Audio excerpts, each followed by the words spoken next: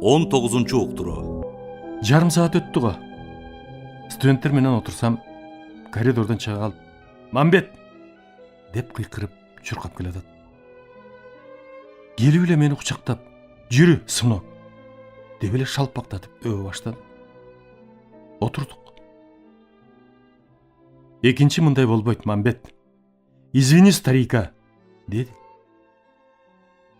"Мен Константин Семенович, мен сизди абдан сыйлайм. Атамдай болгон кишисиз. Сизден 3-курстан окудум эле. Эмнеге ушунчалык ичиңиз тар? Мени оорулуулардын, врачтардын, студенттердин алдында эмчин кемсинтип кордойсуз. Мен деле бала эмесмин го. Студенттерге мугалим болсом, илимдин кандидаты болсом", деп айтып калдым. Кайра кучакташып, элдешип калдык. Эч ким укпасын дедик. Эртеси эле Эсен-аманов Манас шаардык саламаттык сактоо бөлүмүн башкарчу эле. "Мамет Мамакеевич", деп телефон чалат. "Угуп атам", десем, "Кече Нигматуллин экөөңөрдүн ортоңордо эмне чатак болду эле?" дейт. Мен: "Эч чатак болгон жок. Кайдан уктуңуз?" десем, "Бизге толугу менен жетти", дейт. Мен: "Билбейм", десем, "Анда биз шааркомдон, райкомдон, саламаттык сактоо министрлигинен бармай болдук. Текшеребиз", деп трубканы коюп койду. Тез эле 4-5 келип, болгон кызматкердин баарын чогулта баштады эле. Нигматуллин: "Эчтеке болгон эмес. Мамбет экөөбүз бир аз келишпестик болуп чатакташа түштүк эле. Анан ошол замат сүйлөшүп, ынтымакка келгенбиз. Менде арыз, доо жок", деди. Тигилер: "Биз баарын билебиз. Мындай болбош үчүн азыр ачык сүйлөшүп алалы", деп болушпайт. Менден сурап калды. "Эмне болду эле? Сиз ачык жооп берсеңиз", деп.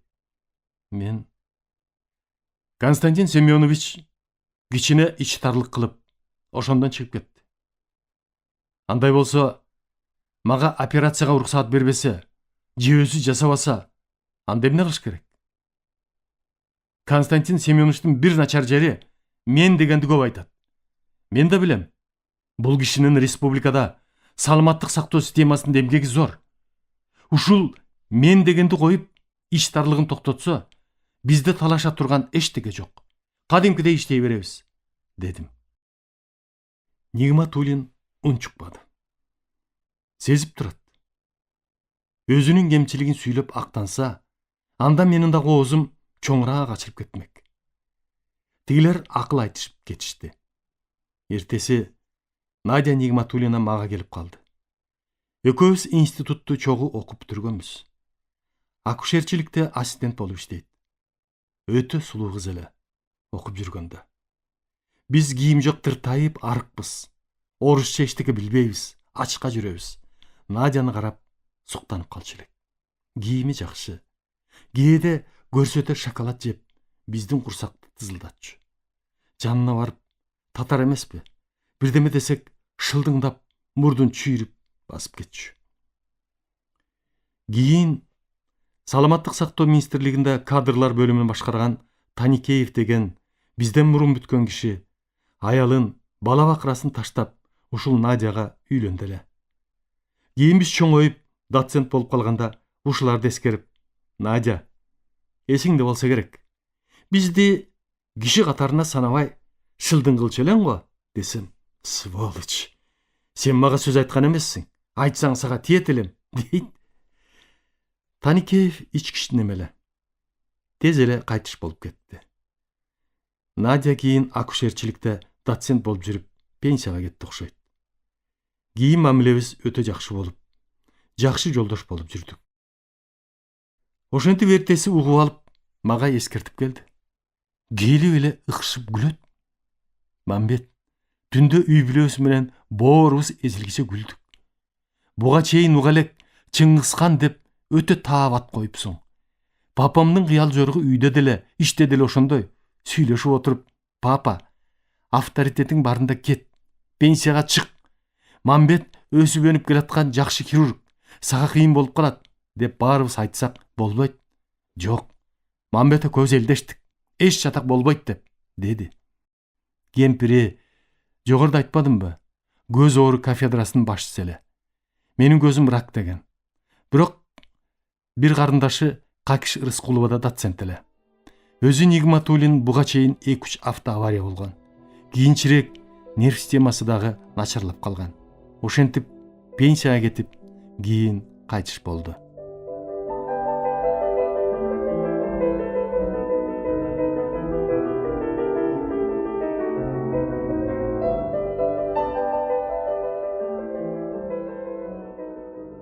Нигматуллинден кийин башкы врач болуп, мени менен бүткөн Айдашева деген аял келди. Бул иштин жайын анча түшүнбөгөн адам эле. Мен 10 чакты күнгө командировкага кеттим эле. Келсем, 3 башка жактан хирургтарды бизге хирург кылып алып келип коюптур. Стаждары 15-20 жыл. Башка республикада иштеген. Экөө орус, бирөө кореец экен. Кимсилерди алды десем, башкы врач Айдашева дейт. Барып, бул эмне кылганың? Эми үчүн мени менен кеңешпей аласың? Булар менен мен иштейм да, десем, бирге бүткөндүк кылдыбы, айтат. Мен башкы врачмын. Акым бар алышка, деп. Мен акың бар экенин билем. Бирок алар менен сен иштешпейсиң да. Мен буларыңды өзүм текшерип көрөм. Жарабаса, кетирем, десем, анте албайсың, дейт. Келип, эртеси тигилерге ачык эле, силерди мен өзүм текшерип көрөм. Иштей аласыңарбы, жокпу, деп айттым. Ошол эле күнү бирөөнү дежур кылдык. Мен келип көрсөм, түнкүсүн аппендицитке операция жасай баштады. Унчукпай карап турам. Тиги хирургту кара тер басты. Колу титиреп, калчылдап, өтө кыйналып, ооруган адамды дагы кыйнап, бир топтон кийин бүттү. Мен эч сөз айтпай чыгып кеттим. Эртең менен келсем, арыз жазып келиптир кетишке. Эч сөз айткан жокмун. Бошоп кетип калды. Беркисинде ошол күнгө келиңиз. Бүгүн сиздин кезек десем, унчукпай арыз жазып келиптир. Үчүнчүсү, менин 20 жылдык стажым бар. Мен коркпойм, дейт. Мен иштей бериңиз. Бирок эсиңизде болсун. Менин байкоомдо болосуз, дедим. Бир ай өттү. Дежурить этти эле. Эртең менен талкууда маалымат берди бир оорулуу адамды. Жашы өтүп калган адам экен. Сый албай келип, табарсыгына операция жасап, трубка салып чыктым деп. Мындай операциялык ыкма бар. Эгер сийдиги чыкпай калса, трубка салып, ошол трубка аркылуу сийдиги чыгып турат. Ал оорулуу эртеси өлүп калды. Мен өзүм союп көрүүгө, патоанатомияга бардым. Шиктендим. Мындай операциядан кийин өлбөш керек эле. Башка бир балиясы болуп, жаңылып калды го деп. Союп көрүүдө сийдик чыкчу жагдайлар таза. Ичегисиндеги богу катып, таштай болуп, ичегисинен эчтеке чыкпай калган. Ошонун кесепетинен майып болгон. Келер замат арыз жазып, кечирим сурап, мени кетирсеңиз, деп келиптир. Мен, жок, кетпейсиң. Өлгөн оорулуунун жообун бересиң, деп коркуттум. Чындыгында, чатакка айланса, хирург тигинин үй бүлөсүнө пенсия төлөп калышы мүмкүн. Ошентип кое бербей койдум эле. Айдашева эсен аман барып даттанса керек. Манас мага телефон чалып, жаңкы хирургту кое берип койбойсузбу, дейт. Мен, Манас, башкы врач Айдашевага айтып койсоң, экинчи хирург врачтарды ала турган болсо, мени менен кеңешип туруп, менин макулдугум менен алсын. Антпесе, канча болсо ала берсин. Мен ошончолук кетире берем. Себеби ал хирургтар мени менен иштешет, деп. Тиги хирургту бошотуп жибердим.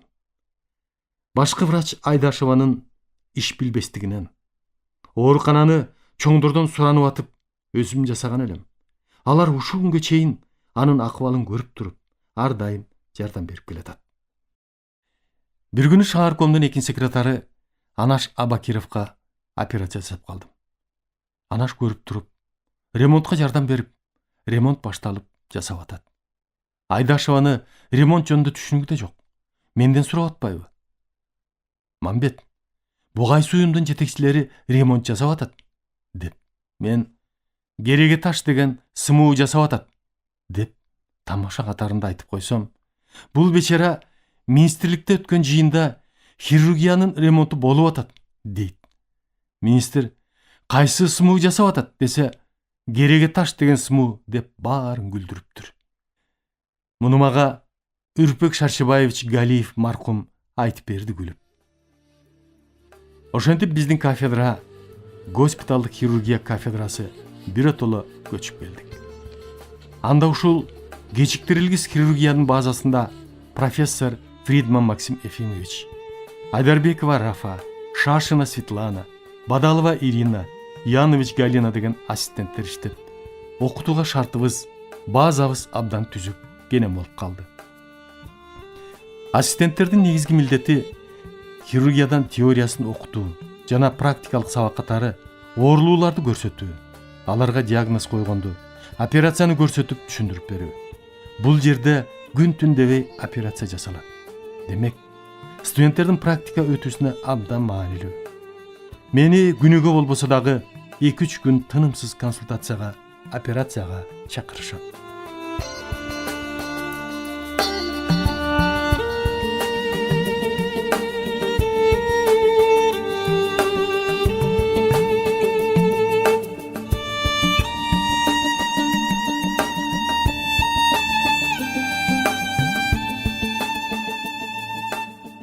Илимге айкалышкан кесиптик чеберчилик.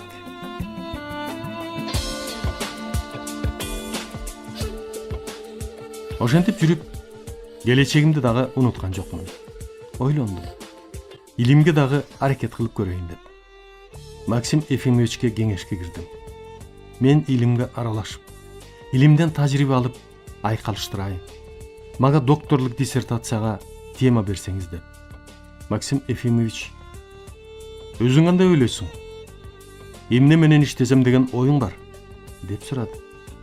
Мен байкашымда өттүн таш оорусу абдан көбөйүп баратат. Негизги жагдай начар эле.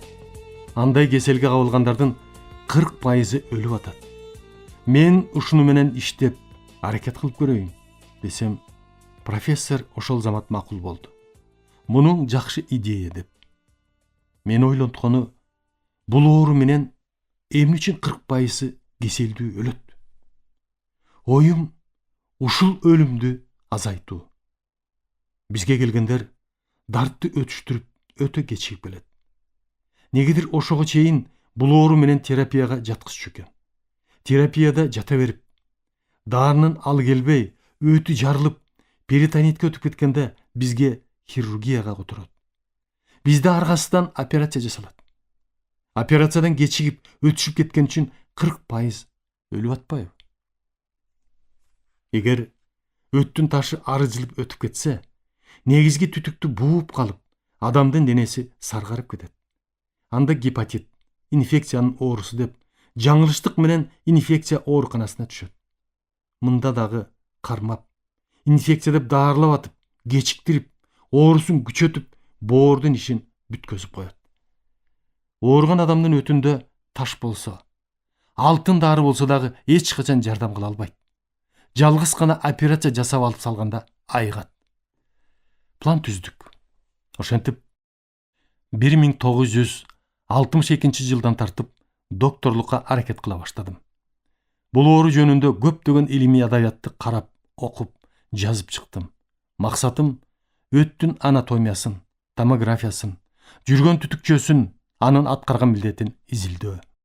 Өткө жанаша жайгашкан органдардын нерв, кан тамырларына байкоо жүргүзүү.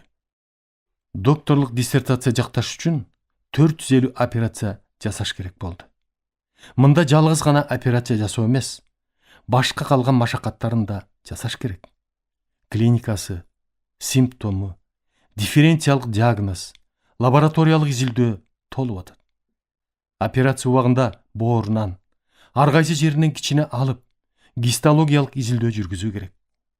Өттүн өзүнүн ичиндеги составын, микробун, баштыкчасынын өзгөрүлүшүн аныктап, Операция мезгилинде өттүн жүргөн түтүкчөсүнө дары куюп, рентгенге тартмай. Кыскасы, кымындай жылчык калтырбай, ийне жибине чейин изилдөөгө баш койдум. Өттүн ташы кадимки эле катуу таштай, балка менен урсаң дагы сынбайт. Таштын составында холестерин, туз, фосфор, калий деген химиялык заттар бар. Булар өттүн ичинде пайда болот. Ошол таш өттүн түтүкчөсүнө жылып отуруп бүтөп калат. Эмне үчүн жылат? Өттүн баштыкчасы өттү жылдырыш үчүн ар дайым кысылып турат. Ошол кыскан сайын таш жылып отуруп, түтүкчөсүнө тыгылып, өттү жүргүзбөй салат. Мына ушул учурда ооруган адамда катуу оору, приступ пайда боло баштайт. Өт боордон иштелип, суткасына 1–1,5 литр чыгат. Түтүкчөсү аркылуу 12 эли ичегиге тынымсыз тамчылап куюп турат. Өттүн пайдасы ошол. Тамак ашты, айрыкча эттүү, майлуу тамакты аш кылганга жардам берет. Өтсүз адам жашай албайт. Кээде бирөөлөр катуу приступ болгондо оорусун басчу укол жасаса, оорусу басыла түшөт. Себеби тыгылган таш кайра ордуна барып, өттүн түтүкчөсү ачыла түшөт да, өт кысылбай жүрө баштайт. Кээде эмне жасаса болбой тыгылып туруп алат. Анда тез операция жасабаса, өтү ириңдеп, чирип, жарылып, ич көңдөйүнө кирип, перитонитке айланып кетет. Анда айыктыруу өтө кыйын болуп калат. Өттүн ташын эч бир дары эритип түшүрө албайт. Түшүрөм деп аракет кылгандар врач-хирург эмес, акча алыш үчүн алдаган жуликтер. Өтүндө таш барлар ташы бар экендигин билсе, ушул күнгө приступ боло электе алдырып, өзүнө дагы, бизге дагы 100 эсе жеңилдик болуп, 100% айыгып кетерине азыр көзүбүз жетти. Таш оорусу ошол мен иштеп, диссертацияга даярданып жүргөндө көбүнчө толук аялдар, жашы улгайып калгандар, төрөгөн аялдарда болчу. Ошондой деп билимдүү, окумуштуу хирургтарда түшүндүрүүчү. Себеби боюнда бар аялдардын жатыны чоңоюп, өттү кысып, өттүн өтүшүнө тоскоолдук кылып, таш пайда болот дечү. Семиз аялдарда, аз кыймылдаган аялдарда дагы ушундай көрүнүш жолугат деп түшүнүп берчү. Өт жакшы жүрбөй коюланып, өттүн ташын пайда кылууга шарт түзөт деп айтышчу. Ошол убакта аялдар эркектерге караганда 7 эсе таш оорусу менен көп ооручу. Бул боюнча аз эле операция жасалчу. Көпчүлүк хирургтар жасай алчу эмес. Жасаш үчүн бардык жагын билген, абдан устат хирург болуш керек.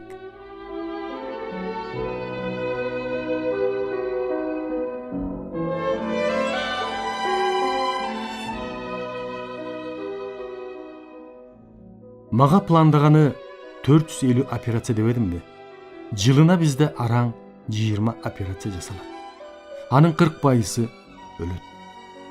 Максим Ефимовичтин оюнда кийин түшүндү. Артынан мен өтө тездик менен кууп келатам. Профессор ойлосо керек, жылыга 20 операция болсо, канча жыл менин сандалып жүрөрүмдү.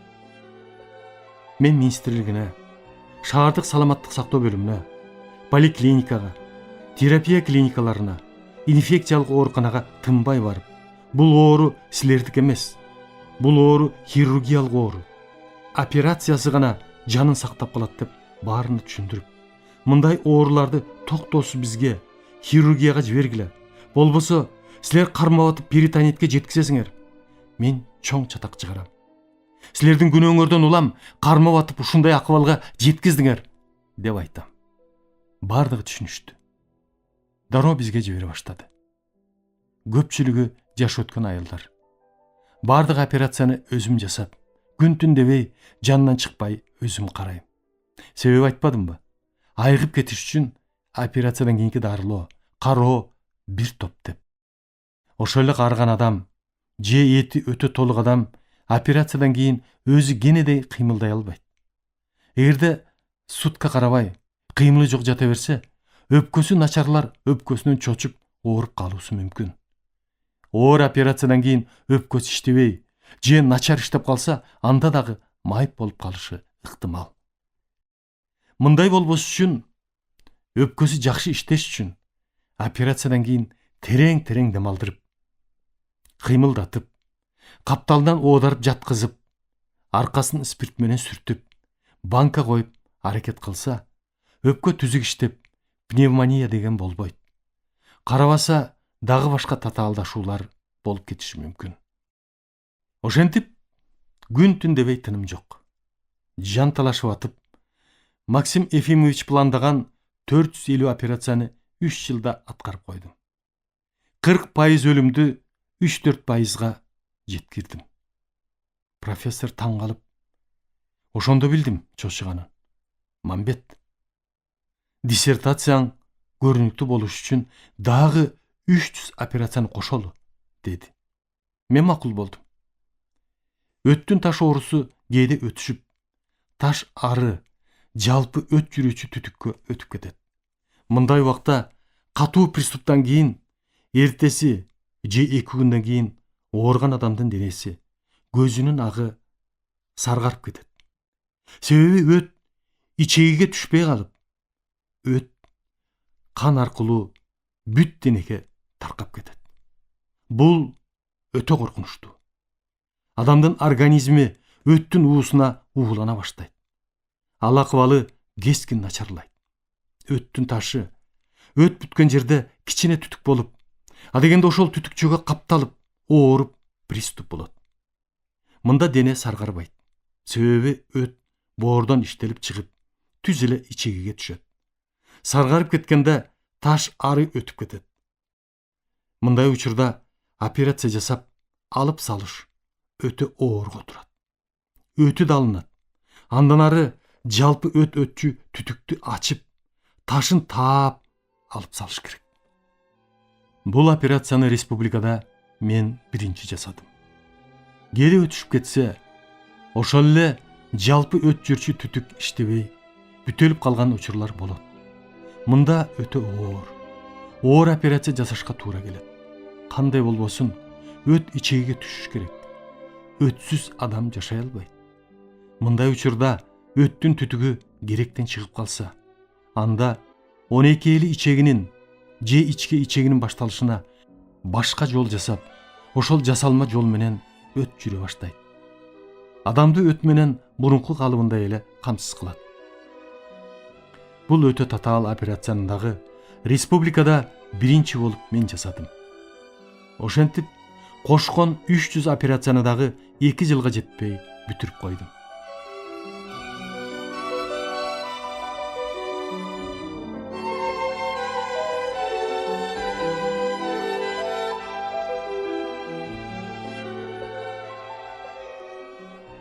Уккан билген оорулуулар мага чубап келе баштады. Диссертациялык материалым толугу менен бүттү. Эми муну документалдуу тартипте бүткөрүш керек болду. Москвага илимий адабиятты окууга 2 айга кеттим. Москвада 2 ай күн түн дебей китепканада отуруп, болгон материалды алым келгенче карап, конспекти түзүп жетип келдим. Келип эле Максим Ефимовичке көрсөттүм. Профессор көрүп, молодец Мамбет. Эми көбүз жумасына 1 күн 2 сааттан отуруп иштей баштайбыз, деди. Себеби бул кишинин жардамы болбосо, ирэеттеп, илимий тил менен кеңири баяндап жазыш мен үчүн өтө оор болмок. Материалды ушунчалык так, таза, укмуштай топтогон экенмин. Жазып атканда Максим Ефимович кээде мактап коюп атты. Көп суроолор бар эле. Аларга жоопту асмандан ала албайсың. Бая мен даярдаган материалдарда бардык суроого жооп берген тыянактар бар эле.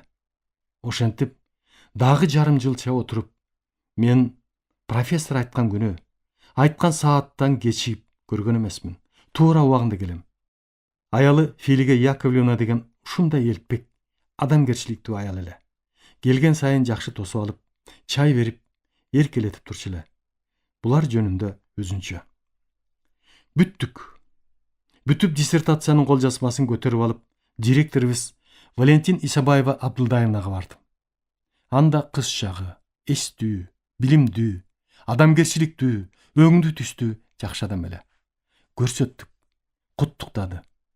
Эмне жардам десеңер, мен даярмын деди. Автореферат чыгардык. Кимди оппонент кылуу керек деп калдык. Максим Ефимович биринчи Огнев Бористи сунуш кылды. Ал Союздун медицина илимдери академиясынын мүчө корреспондент, профессор. Мен өзүм сүйлөшүп көрөйүн деди. Себеби Огнев Максим Ефимовичтин окутуучусу, жетекчиси эле. Союз боюнча атагы чыккан, илим боюнча ушул киши даярдаган доктор кандидаттары көптүгүнөн биринчи орунду ээлечү экен.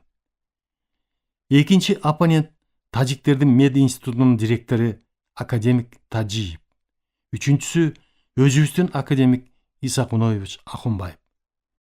Ахунбаев макул болбой атып, араң көндү. Ошондо ал Ысык көлдө академиянын пансионатында эс алып аткан экен, үй бүлөсү менен. Валентина Исебаева чоң жардам кылды. Валя энесин алды. Энеси Ахунбаевтар менен тең туш, бири-бирин жакшы билишет экен. Бардык. Исакунович мурчуйуп, жакшы кабыл алган жок. Себеби мени көп жакшы көрбөй калган. Колум бошобойт, убактым жок деди. Валя: Исакунович, антпеңиз. Сизден башка кишибиз жок болсо, деди. Энеси ыраазы болгонум. Ой Исаке, өзүбүздүн балабыз Мамбетке жардам бербегенде кимге бересиң? Кой антпе, деди. Бир топко болбой атып макул болду. Диссертациямды не бар не жок деп ала бардым эле, бердим. Мен: агай, ала келдим эле, деп бере койдум. Кийин коргоо болордо Исакунович эртең коргоо деген күнү берди. Ошентип 1970 жылдын 14 октябрында коргоо болду. Биринчи оппонент Москванан, хирургия кафедрасынын башчысы, Союздун медицина академиясынын мүчө корреспонденти профессор Огнев болду. Менин профессорум Максим Ефимовичтин мурдагы жетекчиси. Какиш Рыскуловандагы ушул киши докторлукка даярдаган. Москвага адеп барганда кандидаттык диссертацияга даярданып жүргөндө экинчи жолу кийин доцент болуп калганымда таанышып калдым эле. Ошондо сүйлөшсөм: кокус доктор болгум келип калса, сиз мага оппонент болуп берсеңиз, десем: Мамбет, ар дайым, кайсы убак десең мен даярмын, деген. Көрүнүшү сүрдүү, чымыр, сүйлөгөнү мындай оратор кишини көргөн эмесмин. Анын үстүнө Максим Ефимович көп жакшы нерселерин айтып кетчү эле. Өзү өтө сүрдүү киши экен. Москвада илимпоздор жактаганда ушул Огневтен өлгүчө коркушат экен. Канча адамды убагында кулатып, боздотуптур.